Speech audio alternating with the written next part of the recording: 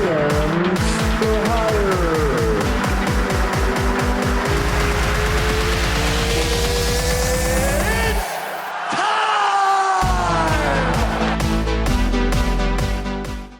Welcome back to GMs for Hire. I'm Matthew Perry with Jamil King, and welcome to our MLB projections and predictions. This is the very first video we have. We're going to be covering the AL East, and day by day we'll be dropping each division. Tomorrow will be the AL Central, the next day the AL West, and so on. Let's get right into it. Baseball is back, spring training's underway, and we couldn't be more excited. So we'll start with the defending AL champs, the Tampa Bay Rays. They finished 40-20 last season, wound up losing in the World Series to the Dodgers, of course. Guys they brought in, Luis Patino in the Blake Snell trade, same with Francisco Mejia. He's a decent catching prospect. Michael Wacha, Chris Archer, Hunter Strickland got a minor league deal. Rich Hill and Colin McHugh. They definitely worked on their pitching, it seems, to make up for the guys they lost. Blake Snell being the biggest one. Jose Alvarado, he was traded to the Phillies. Charlie Morton, his option was declined. Aaron Loop headed to the Mets, and then Hunter Renfroe is now a Red Sox. What are your thoughts on the Rays going into the season? Obviously, you look at this team right now.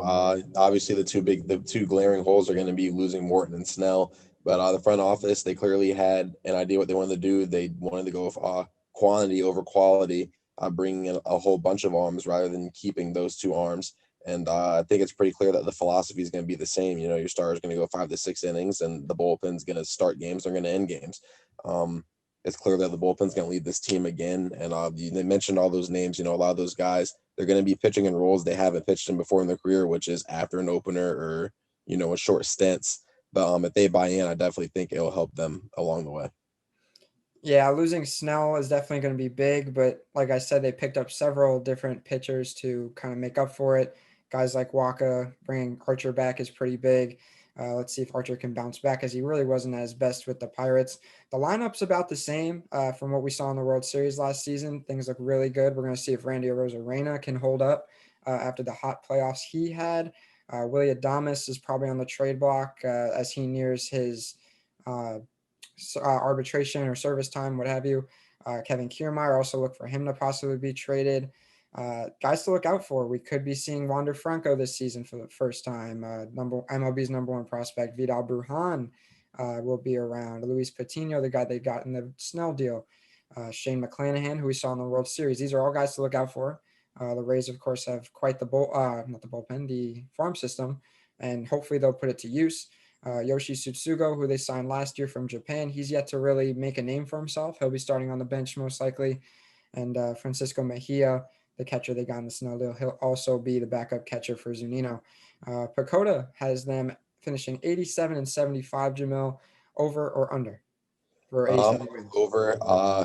I still like a lot of this team. Obviously, you lose your two best starters, but the lineup stays the same. The bullpen is still strong.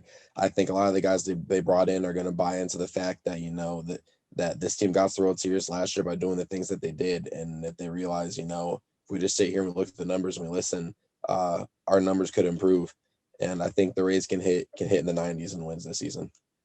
Yeah, this team's much better than 87 wins, in my opinion. I mean, we saw them just make the World Series, and I don't think losing Snell is really that big of a deal in the long run. The Rays have been great at making things work, turning nothing into something, and they really look, for the most part, like the same team they were back in October. The pen still holds up. They got guys like Nick Anderson, Diego Castillo still there. And then, like I said, the lineup really hasn't changed. So, yeah, there's no way this team doesn't win 87 or more. It's going to be a tight race, though, up top. Moving to probably their biggest competitor this season, the New York Yankees, who finished 33-27, wound up losing to the Rays in the ALDS. They made a few moves this offseason, bringing in Jamison Taillon from the Pirates, Corey Kluber, Darren O'Day, solid veteran reliever, Jay Bruce got a minor league deal. It'll be interesting to see if he makes the team. Same goes for Julius Chassin, also a veteran pitcher. Guys they lost, they traded away Adam Ottavino. Jay Happ they let walk, which was the right move. James Paxton's gone. Masahiro Tanaka went back to Japan. And then Tommy Kahnle is now a Los Angeles Dodger. What are your thoughts on the Yankees? Obviously, they're going to return another star-studded lineup. Obviously, the questions are going to remain, do they have the health and do they have the pitching to put it all together finally? Bringing in Jameson Tyon, I love the move. I think he was a very, very good pitcher in Pittsburgh, when he was healthy on the mound. Same for Corey Kluber. Obviously, we haven't seen him at his best in about a year. Hopefully, if he can bounce back, that'd be an absolutely phenomenal pickup for the Yankees. If he can get back to even a little bit of his Cy Young form. This is obviously still a very good team, and I expect them to be right up there with the Rays. Yeah, I think the Tyon trade was fantastic. They didn't give up too much. Tyon obviously coming back from Tommy John surgery, so you're kind of playing a risk here. But at the time of recording, Tyon pitched yesterday in his first Yankees outing through 7 pitches, 1-2-3 inning, looked really sharp. So hopefully the Yankees see more of that. Obviously, the biggest story for the Yankees is injuries, and every year the Yankees show up with a great team, and injuries take them down. It's pretty much the same lineup as last season. They were able to bring back DJ LeMahieu. Aaron Judge is there with new teeth, which is the most exciting thing going on in this lineup, really, because it's about the same. Clint Frazier is officially the new starting left fielder, while Brett Gardner takes a seat on the bench. The torch has officially been passed, which I think is the right move, but I don't mind Gardy off the bench. He could still give it. Kyle Higashioka will also be on the bench. He was Garrett Cole's personal catcher for the playoffs, so if Gary struggles, especially with Cole on the mound, expect to see more of Higgy. The pen's still really good. Chapman, Britton, O'Day. Adding O'Day is fantastic in my opinion. He's always been a reliable vet. And yeah, this team, once again, this is probably the 3rd or 4th year in a row. This team has World Series, written all over it. Whether or not they can make it, whether or not they can stay healthy enough is the big story. Pacoda has them at 99 wins, Jamil, over and under. I'm going to go under, but not by a crazy amount. I'm going to have them somewhere around like the 94, 96 range. I think 99, I don't think you're getting that in this division. I think that so many teams have improved in this division from the bottom to the top that it's going to be hard to hit that 100 plateau. Yeah, this division is one of the tightest in the league. And even the Red Sox and Orioles, who were afterthoughts last year, they made some decent moves in the offseason. So I don't want to say it's anyone's race. I want to say it's a 3-team race between the Rays, Yankees, and then Blue Jays, who we'll get to next. But I guess I got to go under. I mean, I'm so used to the injury bug biting the Yankees every year. I mean, the pitching is solid. It's not what it used to be. It's not like 2009 pitching or anything. But, if they start getting hurt, look out for guys like Davey Garcia, the young guys, Michael King, Clark Schmidt, who's already injured. Luis Severino should also be Keeps back. getting injured. Yeah. Luis Severino should be back around midseason. He had Tommy John over a year ago, so look out for him eventually. Yeah, if they could stay healthy, I would say over 99 wins because this team is, battle tested and looks fantastic, but I unfortunately have to go and trust that injury bug, so I'm going to go under as well. Moving to the Toronto Blue Jays, who had one of the best off seasons, I would say, out of any of the teams this year. They finished 32-28 last season, lost in the wild card to the Rays. They got swept, but they knew they had to do something, and something they did. They brought in Steven Matz from the Mets. They signed Tyler Chatwood. The biggest signings, of course, Kirby Yates and George Springer. Those are very, very big signings for them. We have a video on it. Go check it out. Marcus Semien as well, a minor league deal for Francisco Liriano. And then David Phelps, who's, he's been around. Guys that left, Sean Reed-Foley, he saw some starts last year. He was in the trade to get Steven Matz. Derek Fisher off to the Brewers. Taijuan Walker is a Met. Matt Shoemaker, Ken Giles, and Travis Shaw, along with Jonathan VR. I think they got back what they gave. Jamil, what are your thoughts on the Blue Jays? Yeah, I think the Blue Jays, they went out there and they fixed what they had to do in this offseason. Their defense wasn't very good last season, and then it was really what held them back ultimately. And they went out and they got one of the prize for agents, George Springer. They fixed their leadoff spot. They got a leader in the clubhouse, and they got a darn good center fielder. So you can't knock anything past them. Picking Marcus Semien was also very good. Bo Bichette, he struggled a little bit with errors last season at shortstop. So if that were to happen again, you can flip him and Semien at short and second. And now they can move Kevin Biggio around the whole infield. Very interested to see what they do with him. He could be a new super utility player, but I love everything this Blue Jays team did this offseason. Yeah, offseason was great in my opinion. I think getting Yates and Springer definitely addressed some issues. The lineup was good last season, and then you add George Springer, Marcus Semien. You grow some guys. They still have a bunch of young guys like Bichette, Biggio, Vlad Jr. Vlad Jr. loses 42 pounds in the offseason. If you see him in spring training, he looks absolutely fantastic. He looks ready to go. The rotation got some improvements as well. Steven Matz coming in is great. Nate Pearson is going to have his first full season in the MLB. I'm really looking forward to him. He can hit about 100 on that gun. at any time of day. Hyun-Jin Ryu got Cy Young votes last year. Let's see if he can keep that going. The pen is their only issue, I'd say. And I mean, after Kirby Yates, it's kind of downhill. Only other solid name I'd say is Ross Stripling, but he's more of a long relief kind of guy. So maybe work on that pen. I'd say that's their only issue. They have the depth that it takes. Randall Grichuk on the bench is a great touch for the outfield. He's still pretty consistent. And I know you were talking to me about this right before we got on. Alejandro Kirk, the backup catcher. Share your thoughts on him. Yeah, I think this is a guy to watch out for. Obviously Dane Jensen is the number one catcher, but Kirk, he can really swing the bat. I think his bat can honestly swing his way into this lineup a couple of times a week. Obviously, we just write off the lineup. They have a lot of good players already, but if you can hit, they're going to find a place for you to play in the majors, and I think he can do that. So it'll be interesting to see what kind of year he has as the backup catcher and potentially filling in a DH here and there. Yeah, I'm not that big on Danny Jansen, so giving Kirk a chance isn't the worst idea. Pacoda has them projected to win 85 games, over or under. I don't know. It's a really good mark by Pacoda. I'm gonna go slightly over. I'm putting like 87, somewhere around there. I really like this team. My problem with this team is going to be, you mentioned it, how strong is the back end of that bullpen going to be when you get to high pressure situations? And can the bottom of the starting five, will they be able to do their jobs? Can Matz bounce back? We seen him at his best, but we also see him at his worst. So I think if they can get some consistency on the back end of their bullpen and some of their starters, this team could be very, very dangerous, and they're definitely going to flirt with that second wildcard spot. Yeah, it was a great offseason, no question, but there are still question marks. Matt's, like you said, Tanner Rourke, he's been a solid vet throughout his career, but he's has ups and downs to be sure. The pen is weak, in my opinion, besides Yates. I trust the lineup, though. I agree. I'm going to go over by a few games, maybe between, 85 and 89. I'll take something around there. This team's good, and I do think they can give the Yankees and Rays a run for their money. Is this their year? I don't know. I do think that they need a little more time for players to develop, but things are looking good. The best they've looked probably in at least 5 years for the Jays. Oh yeah, this team, if they get there at the deadline, their farce was so good, they can probably trade for anybody in the league. So I look for them to be aggressive if it comes down to it too. Yeah, plenty of guys are going to be available at the deadline. Plenty of bigger names, especially with this free agent class coming up. It's a big one, so definitely look out for the Jays around the deadline. But hopefully they don't even need to. Moving to the Orioles, who finished 25 and 35, missing the playoffs. Not their best year, obviously. I mean, it's the Orioles, so you kind of know what to expect at this point, but they tried in the offseason. I think they made a few upgrades. Yolmer Sanchez, former Gold Glover with the White Sox. He's now a member of the Orioles. Jahmai Jones, they acquired in the Alex Cobb trade from the Angels. He's a solid prospect. I was actually surprised they got him. I think they won that trade.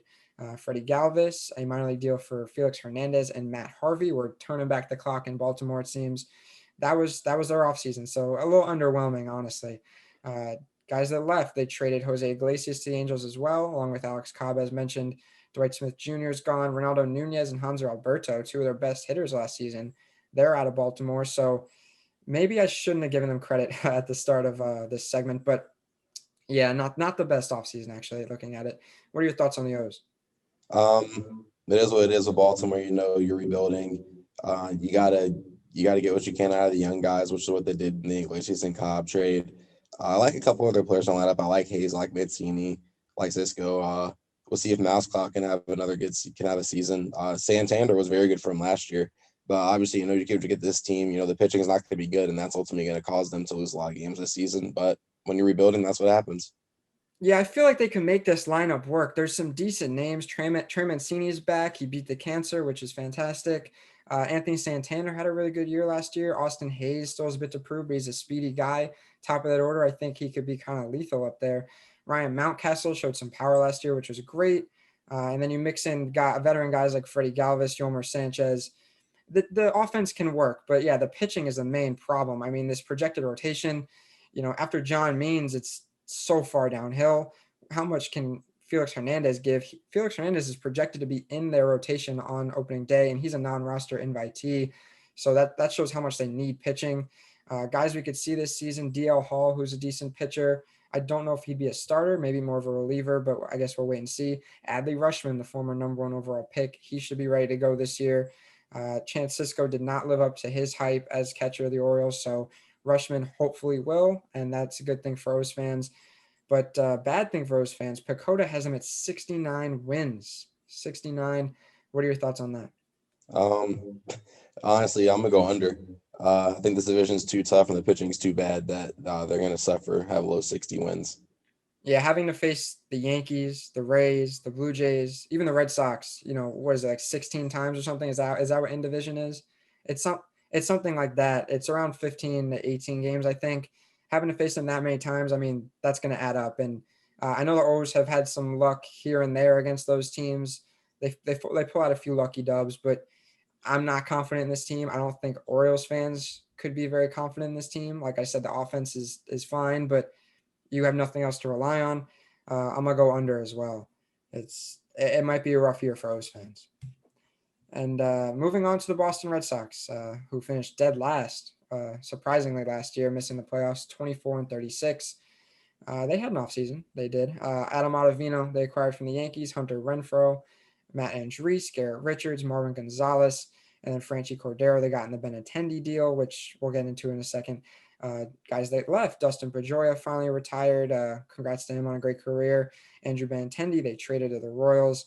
3-team trade. Colin McHugh's gone. Rosny Castillo's gone finally. The pride of Pawtucket. Poor He's Rusney. gone. Yeah. Well, happy for him to finally get out of there. Yeah, I mean, Red Sox fans have to be rejoicing for that at least, because that just freed up like 70 million or something. Yeah. Jackie Bradley Jr. is yet to be re-signed. I do think they should bring him back, but so far he's still a free agent. Zach Godley's gone, and then Jose Peraza, who spent a lot of time with them at second base last year, he's gone. Let's start with the Benintendi trade. What were your thoughts on that? Because we never did a formal video on it or anything like that. I'm a little bit surprised, but I'm also not surprised because, since Bloom's gotten there, his whole thing has been, we got to fix the books. That's what they've been doing over there, just trying to get back right from what they were from a few years ago. But when you're trading a good player like that, when you're already down from last year, it's a little surprising, but it just goes to show this team, they're still they're still a year or two away from, really trying to compete again. Yeah, I mean, I like the way things look in Boston, to be honest. The pitching could use a little bit of work, but in all honesty, on the Benintendi trade, I would have given him one more chance. You could have dealt him at the deadline this year, or even waited until this offseason. I would have given him another shot. I don't think he's that bad. I think he's really going to show what he can do in Kansas City and almost make the Red Sox regret the trade. But the lineup looks good in Boston, even without Benintendi.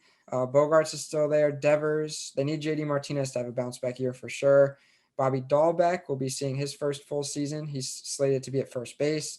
And then they have Michael Chavis, who's currently slated to be in AAA. I don't understand that, because he was a starting first baseman a lot last year. And the year before, he was in London with the team. Kike Hernandez is a great utility pick. He'll be there at second base. I like that. The pitching is the issue, though. Chris Sale's still out with injuries, so Nate Eovaldi is the ace according to FanGraphs. Eduardo Rodriguez second. Garrett Richards third.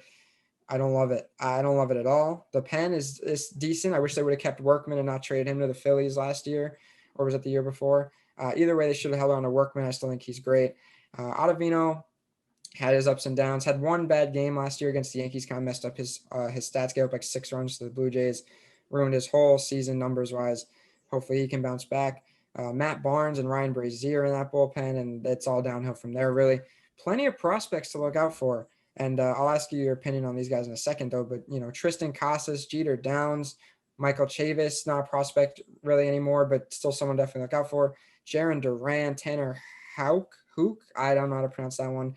And then Brian Mata, a couple good pitching prospects and a couple hitters. I mean, nice variety here from the farm system in Boston. Definitely looking towards the future.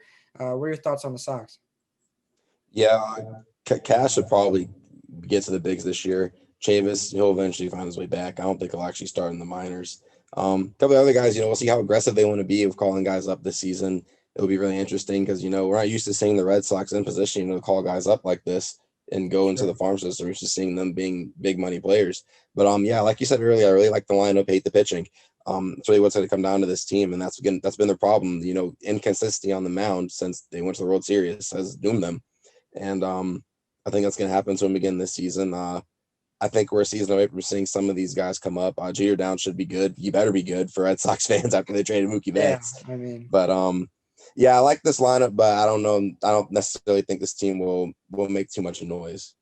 Yeah, I mean, compared to the Rays and Yankees and even the Blue Jays, this team lacks a lot of what those teams have, pitching especially. So, it'll be interesting to see. I don't know though. Like I do think it'll be a couple years though before the Red Sox are contenders again. This division just seems to be getting tougher by the year, and who knows? Adley Rushing could come and make the Orioles a contender. Who knows? Anything can happen. So I don't know. I don't think this is a Red Sox year, and I don't think Pacoda thinks so either. They have their projection at 80 wins, decent, but not going to win your division. Over or under?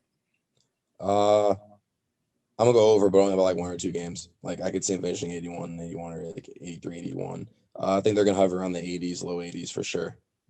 That's Yeah, actually right on the mark for me. What they put. yeah, that projection's pretty good, honestly. I think because of how bad the pitching is, the pitching and hitting kind of evens itself out around that 500 mark, which would be 80 and 82, what they projected. So I'll also take the over 81 and 81 right above it. That's perfect. I think they're a 500 team right now. If they make a couple moves, if Chain Bloom gets aggressive even more than he has been, good for them. Hopefully that works out.